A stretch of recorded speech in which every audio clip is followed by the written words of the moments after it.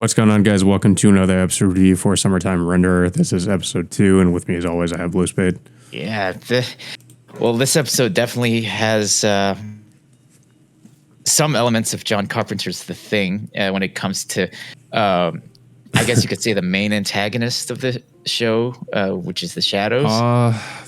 Yeah, I mean, I was thinking either that or like Invasion of the Body Snatchers, because that is kind of a similar plot point in there where the aliens take over the bodies of humans and are posing as people. But I find that kind of interesting how in this series they kind of like the main threat is these things taking over, kind of copying people or killing them and then copying them. Although I'm not really sure if that's how it works. I guess they haven't really explain that yet, because it seems like they can take their form before killing them, but it also seems like after they kill the person, they take their form too. They also imply that they also have some of their memories too. Yeah, there's a lot of questions with that. Yeah, but anyway, the episode does pick up immediately after the events of the last episode, where Shenpei of course gets shot in the head, and then he wakes up back in the ferry, in pretty much the exact same situation that he was at in the first episode, meeting with I guess the lady with the glasses, which we could assume that she's some kind of detective investigating whatever's going on in the island. Yeah, I kind of figured that in the first episode. We get a little bit more of her in this one, where at the first episode, I actually thought she was talking to somebody on the phone, but it turns out she was, I guess, recording voice memos or something. Yeah, it looks like that, and she seems to have some kind of I don't know, what kind of method that she uses, almost an L type method in which she's just hanging upside down a tree, and her reasoning for that is that blood flowing into her brain will make her think more efficiently or something. Yeah, she does come off as a bit eccentric, but I think she'll probably end up being an important character, because since she seems to know what, or might have, I guess, some idea of what might be going on. Mm-hmm. Yeah, so, basically the entire episode was mostly focused on Shin trying to get over the fact that he's repeating the same day from before. At first I wasn't sure if he was going to actually remember what happened, because when he the beginning of the episode, he doesn't seem to actually remember until a bit later, and then he starts recalling what happened and that he died. But at first he writes it off as if it was a dream, until he eventually realizes he is, I guess, going through the same events again. And I think he ends up also referencing some kind of a book where the plot was it was a mystery story where people were being replaced by people that look like them. And I thought that was kind of interesting. I'm not sure if that's a real book, but that was, he kind of at first writes it off as if it was just a nightmare, until realizing it's not, I guess, or it's just actually happening.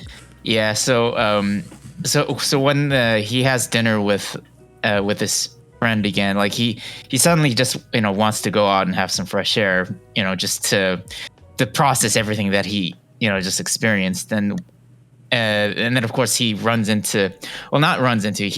eavesdrops on a conversation between the fake Mio and of course the cop that was there the night prior, and we find out that this Mio ended up killing this cop and then turning his deceased body into a shadow and then disintegrating it soon afterwards. Yeah. And of course, Shin witnesses all of this. And I think his friend, that I forget what his name is, the one that calls him about the autopsy, tries to call him again, and that's how he gets discovered by Mio, who ends up also stabbing him. So he actually dies here. But what's interesting is when he dies, like I guess he's hears Ushio's voice when he dies and before he comes back to life again.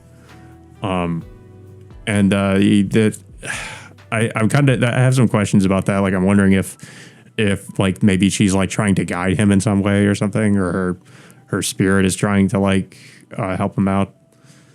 It looks like that's the case because she did like tell Shinpei to take care of her sister Mio at the beginning of the first episode, and now she's back again soon after he dies the second time to pretty much just find out what's going on and do whatever he can to save Mio. Then of course he wakes up back at the port again, and but this time he prevents Mio from falling off from her bike due to the broken handbrake that caused her to crash out on the port a couple times earlier. Yeah, what's also interesting is it seems like he wakes up at a different point as opposed to him waking up on the boat. He wakes up when he actually arrives on the island. Mm-hmm. So I'm kind of curious about that. I'm wondering if it works kind of like how it does in ReZero, where if Subaru makes a certain amount of progress, it'll like the checkpoint changes or something. Yeah, but the only difference is that Shinpei ended up dying a night earlier than when he was supposed to. Yeah, so, which is why I'm like wondering why it changed. Because it seems like, I mean, I guess you could argue he did make some progress by, I guess, learning that the cop was going to get killed by the Mio copy, because in this loop he ends up supposedly, I guess, preventing that from happening. Yeah, he pretty much calls the cop and just sends out like a fake police report that there's like an incident going on somewhere else. So this in a way prevents the cop from getting killed by from the shadow Mio the night the following night after. So then afterwards, Shinpei uses his cell phone and sets it on record hidden behind the bushes to record what the shadow Mio was doing. Yeah. And he does actually end up capturing. I was kind of surprised because I wasn't sure how this is going to play out, but it does. He does end up like capturing images of the Shadow Mio. Yeah, and well, pretty much that's. And then soon after he records the footage, he pretty much tells the real Mio about this, and then of course Mio tells Shinpei what he already knows about what I guess like what she already told him back in the first episode about what the shadows are, and realizing that Ushio may have been murdered by like a shadow version of Ushio like several days or several weeks prior. Yeah, we should also mention too at one point in the episode Shin does point out his different color eyes. I thought that was strange in the first episode, but I wasn't sure if it was actually like anything important. But I guess it might end up somehow being important to the plot. Yeah, I mean, I was curious about that. But I'm kind of surprised that he hasn't noticed until now. Yeah, I mean I thought it was like some kind of unique feature of him at first, but then he, until he finally brought it up by the end of this episode. It seems like there's something more, to his unique eye color than what it seems to be. Possibly, has something to do with maybe Ushio's spirit maybe playing a role in this, but we don't know for sure. Be. Yeah, but yeah, I also like how it kind of it didn't really go over like a lot of the unimportant stuff we've already seen in the first episode.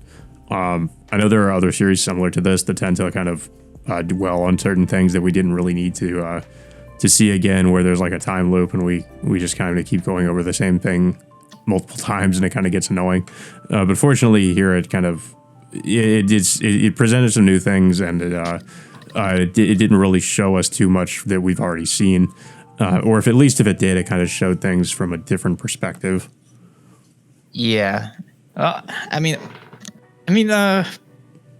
Personally, I think this is a pretty good episode, even though it felt like it went by pretty fast. Yeah.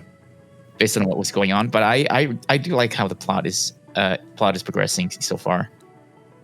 Yeah, it definitely, like, as opposed to like something I guess like Higurashi, it doesn't feel like it's kind of like a slow build up to things. It feels more like it's everything is happening pretty quickly, which I don't mind either. I kind of appreciate that, honestly, that they're kind of going through some of this stuff, not kind of dwelling on certain things. Yeah. Another thing I'm hoping is, like, I know this is going to be a Disney Plus series. I just hope they're not willing to censor all this stuff that that is being showed. Yeah, from what we've seen so far, it seems like there'd be a lot of stuff they'd have to somehow censor. I really don't know how they're going to do that. If they end up doing it. I mean, if I just hope they don't. I mean, they already put in.